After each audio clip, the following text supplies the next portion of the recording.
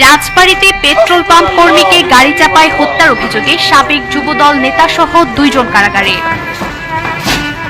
Petrol পাম্পে তেলের টাকা পরিশোধ না করে চলে যাওয়ার সময় পেট্রোল পাম্পের কর্মী রিপন সাহাকে গাড়ি চাপা দিয়ে হত্যার অভিযোগে করা মামলায় গ্রেপ্তার গাড়ি চালক কামাল হোসেন আদালতে জবানবন্দি দিয়েছেন।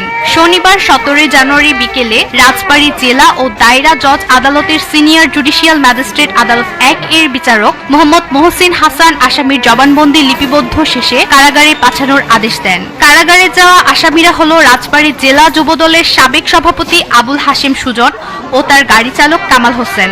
এই ঘটনায় নিহত রিপনের ছোট ভাই লিটন সাহা বাদী হয়ে শুক্রবার সন্ধ্যায় সুজন ও চালক কামালকে আসামি করে হত্যা মামলা দায়ের করেছেন। রাজবাড়ী থানার ওসি তদন্ত রাসেল মোল্লা জানায়, শুক্রবার ভোর রাতে রাজবাড়ী সদর উপজেলার করিম ফিলিং স্টেশনে একটি জিপ গাড়ি আসে। গাড়ি থেকে নেমে জেলা যুবদলের সাবেক সভাপতি আবুল হাশেম সুজন পাম্পে দায়িত্বরত রিপন সাহাকে 5,000 টাকার অকটেন দিতে বলেন।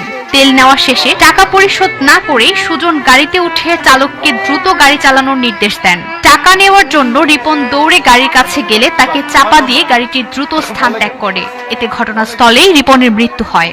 ওসি তদন্ত রাসেল মোল্লা জানায়, আজ বিকালে আদালতে নিয়ে আসা হলে গাড়ি চালক কামাল হোসেনের 164 ধারায় আদালতে জবানবন্দি দেন। পরে দুজনকে কারাগারে পাঠানোর আদেশ দেন বিচারক।